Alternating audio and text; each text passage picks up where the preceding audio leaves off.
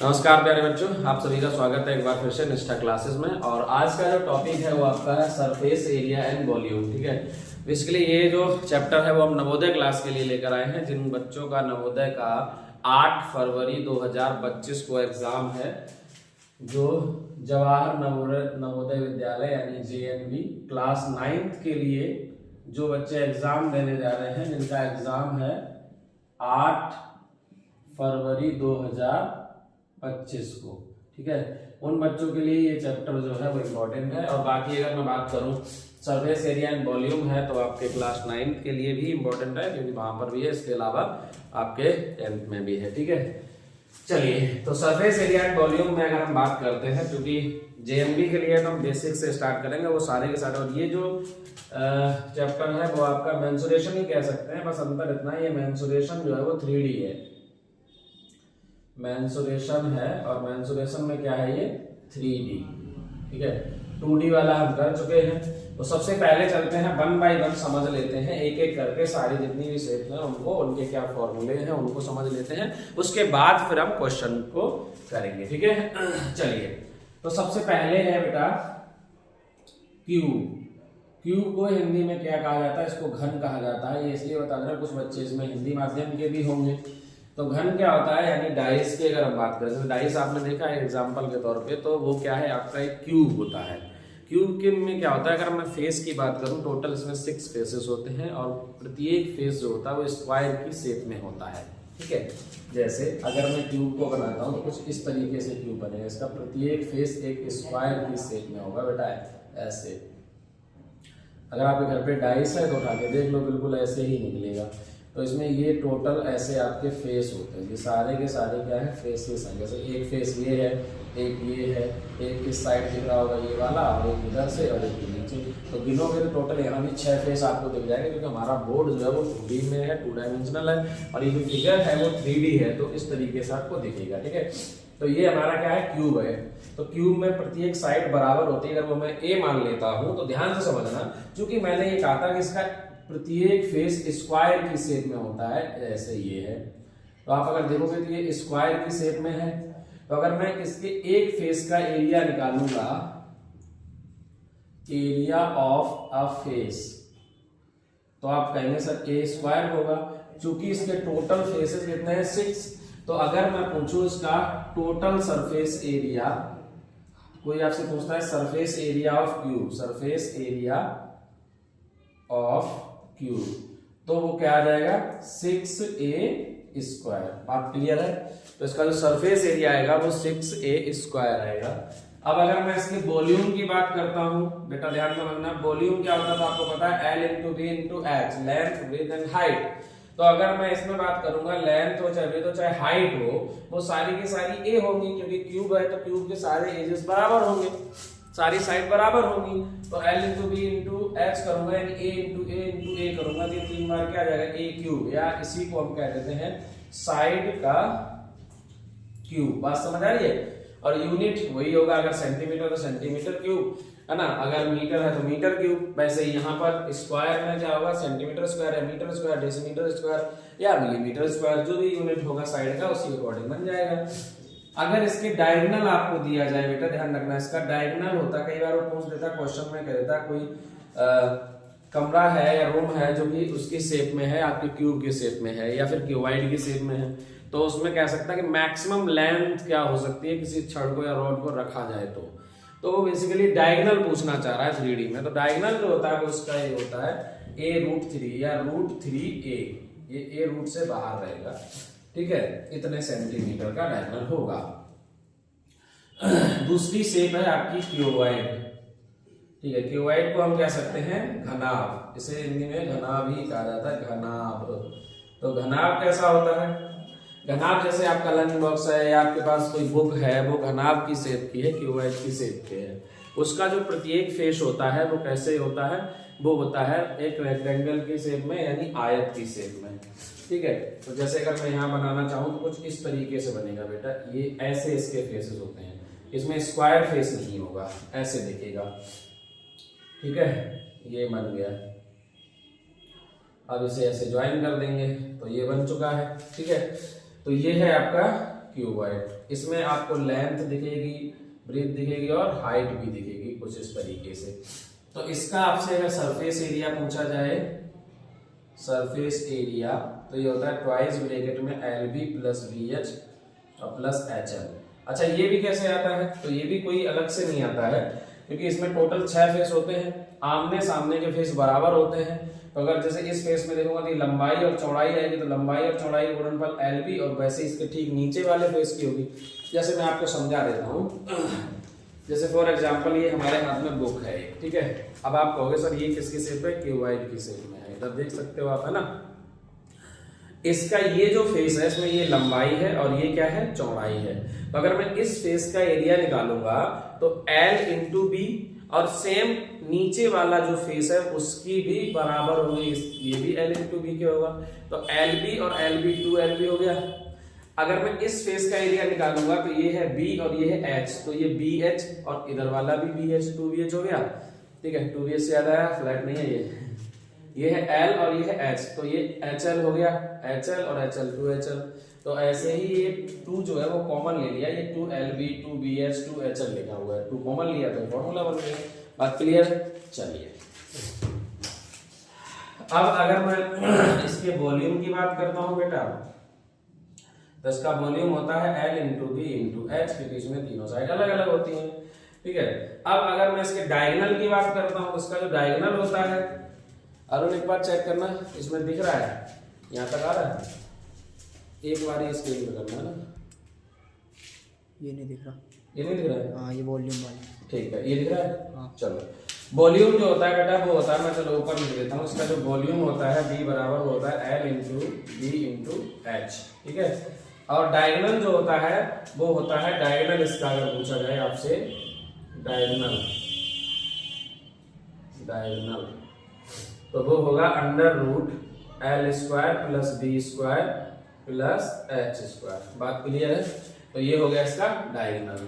चलिए ये तो हो गया आपका क्यूबॉइड यानी घनाभ। अब हम चलते हैं, जैसे बेटा कोन, कोन को कहा जाता है क्या, शंकु, ठीक है, शंकु कहते हैं इसको, ठीक है।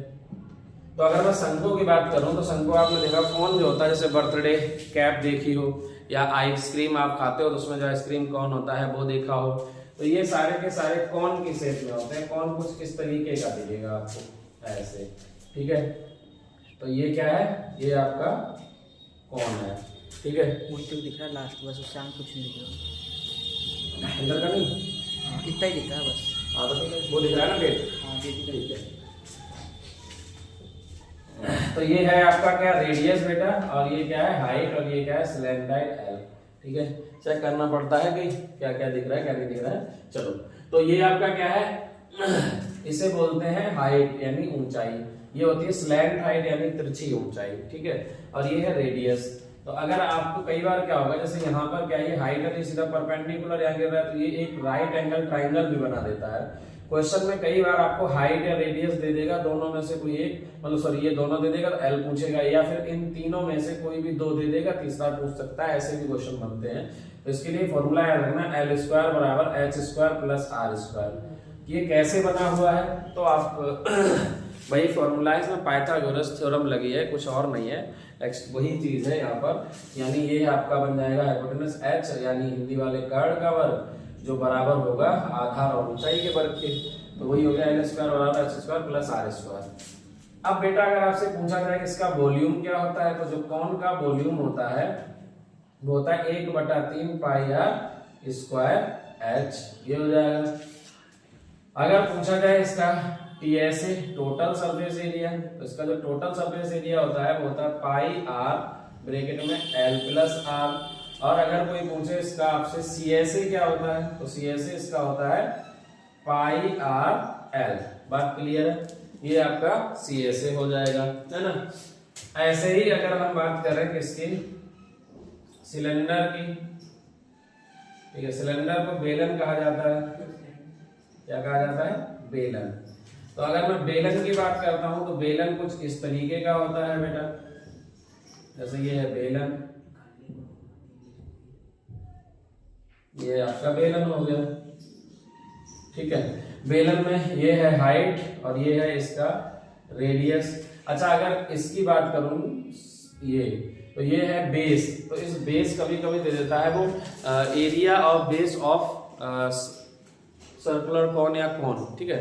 तो किसी का अगर कॉन का बेस के एरिया दिया जाए तो वो, क्योंकि ये कैसा होता है सर्कुलर होता है, इसका जो बेस का एरिया होता है बेटा वो पाई आर स्क्वायर होता है, ये याद रख लेना, है ना, चाहे नोट कर लो साथ के साथ ही कि area of base of a cone, किसी कॉन का अगर आधार का क्षेत्रफल पूछा जाए या दिया जाए तो समझो वो पाई आर स्क्वायर की वैल्यू है। ऐसे में आर यहाँ से निकल आता है, कैलकुलेट किया जाता है, ये मैंने इसलिए बता दिया। तो वैसे यहाँ भी वही सेम चीज होती है। तो अगर हम इसकी बात करें बेटा इसका वॉल्यूम की, तो इसका वॉल्यूम होता है पाई आर स्क्वायर एच, इसका जो टीएसए होता है वो होता है 2 पाई आर ब्रैकेट में एच प्लस आर, और इसका जो सीएसए होता है बेटा वो होता है 2 पाई आर एच, ठीक है। ये हो गया आपका सिलेंडर का। ऐसे अगर हम स्फीयर की बात करते हैं यानी गोले की बात करते हैं, तो स्फीयर यानी गोला, गोला यानी कि जैसे बॉल है, फुटबॉल है या और भी चीजें, यहाँ सर्कल की बात नहीं है, रिंग की बात नहीं है, छल्ले की बात नहीं हो रही है, क्योंकि वो वृत्त होता है। यहाँ गोले की बात है, गोला होता है सॉलिड यानी ठोस, इस तरीके उसका अपना एक आयतन होता है। कोई बॉल है ये इस टाइप से मान लो, जैसे फुटबॉल बॉल है इस तरीके से एक्सेट्रा, ऐसे, ठीक है, बना दी। अब मेरी ड्राइंग इतनी अच्छी है नहीं तो आप समझ लो, मान लो ये इसकी रेडियस है आर। ऐसे केस में अगर इसका वॉल्यूम पूछा जाए तो ये होता है 4/3 पाई आर क्यूब, और इसका जो सरफेस एरिया होता है, सरफेस एरिया वो बराबर होता है 4 पाई आर स्क्वायर। एक होता है बेटा हेमीस्फीयर। हेमीस्फीयर क्या होता है, जैसे ऐसी बॉल है उसको आधा फट गई खेलते खेलते, या फिर ऐसे काट दो तो आधा गोला होता है, अर्धगोला कहा जाता है इसको हिंदी में कहते हैं बेटा अर्धगोला। क्या कहते हैं, अर्धगोला। ये अर्धमोला नहीं है, अर्धगोला है, ठीक है, अर्धगोला। जैसे कि ऐसे बनेगा अर्धगोला, ये है अर्धगोला। तो इसमें क्या होता है, थोड़ा सरफेस बढ़ जाता है, जब आप इसे काट दोगे तो ऐसे करके ये वाला सरफेस और ओपन हो गया। तो इसमें क्या होता है, इसमें टीएसए और सीएसए दोनों होते हैं। इसका टीएसए जो होता है वो 3 पाई आर स्क्वायर होता है, और जबकि सीएसए जो होता है वो 2 पाई आर स्क्वायर होता है। ये आधा होता है ना इतना, यहाँ से यहाँ तक ये 2 पाई आर स्क्वायर होता है। अब चूंकि काट दिया है तो ऊपर का सरफेस और बढ़ जाएगा, जिसके कारण पाई आर स्क्वायर ये बढ़ जाता है, तो टोटल हो गया 3 पाई आर स्क्वायर। लेकिन अगर सीएसए पूछेंगे तो सिर्फ इतना रह जाता है, क्योंकि आधा है इसका, तो 4 का आधा 2 रह गया, है ना। और अगर इसका वॉल्यूम पूछा जाए तो वॉल्यूम इसका आधा होगा, इसका हो जाएगा 2/3 पाई आर क्यूब, ये हो गया इसका वॉल्यूम, ठीक है। तो ये आपके इंपॉर्टेंट शेप हैं जो आपके एग्जाम में यहाँ से क्वेश्चंस बनेंगे, और ये मैंने सारे के सारे आपको फॉर्मूले जो हैं वो करवा दिए, क्योंकि यहीं से अब क्वेश्चंस जो हैं वो सारे के सारे यहीं से पूछे जाएंगे। तो एक बार आप चाहो तो इसका स्क्रीनशॉट ले लो, और स्क्रीनशॉट लेके आप ये सारे फॉर्मूले जो हैं वो अच्छे से याद कर लेना, क्योंकि आपके एग्जाम में प्रश्न जो हैं वो यहीं से बनेंगे और कहीं से नहीं बनेंगे। बात समझ आ रही है। चलिए अब चलते हैं, क्वेश्चन करते हैं। क्वेश्चन क्या है, क्वेश्चन ये है, पहला क्वेश्चन है आपका, total surface area of a cube is 486 centimetre square, then find the volume of cube, ठीक है।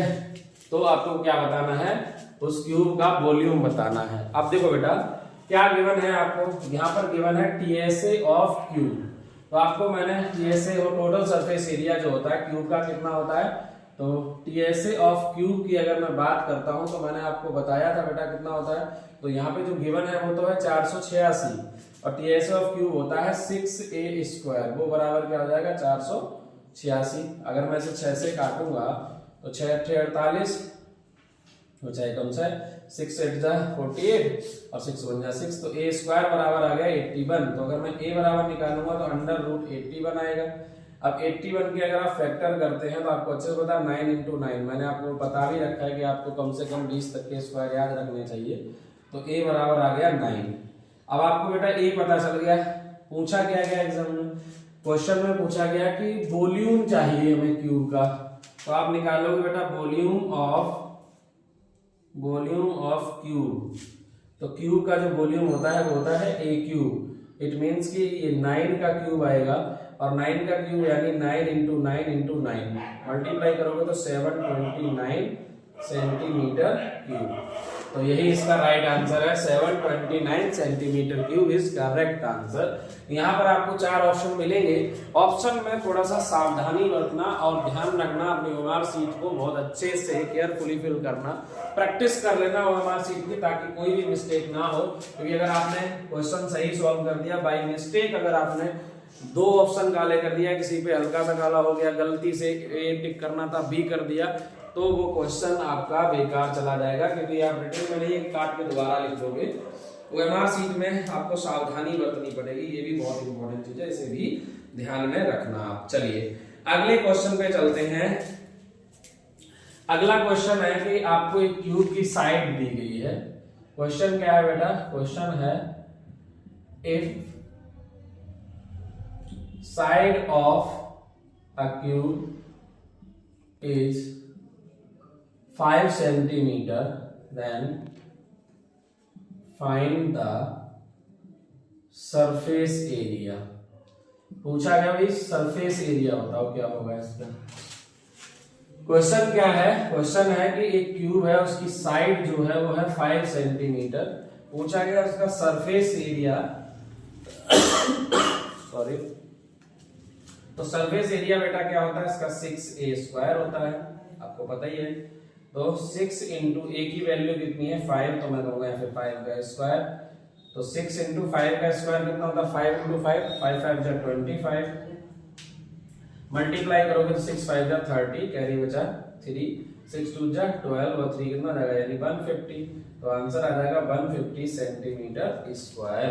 ठीक है भाई, चलिए अगले क्वेश्चन पे चलते हैं। अब अगला क्वेश्चन क्या है? अगले क्वेश्चन में कहा गया the ratio of the radii of 2 cylinder is 1:2 and heights are in ratio 2:3, then find the ratio of volume. देखो अब यहाँ पर क्या है, अगला क्वेश्चन बहुत ही इंपॉर्टेंट क्वेश्चन है।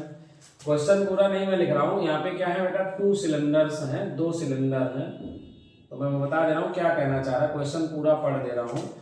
The ratio of the radii of 2 cylinders are in 1:2। इसका मतलब है कि 2 सिलेंडर हैं, उनकी जो रेडियस है वो आप R1 R2 मान लो। तो R1/R2 जो है वो है 1/2 and there heights in 1:3। It means कि H1/H2 जो है वो है 1/3। यही कहा गया।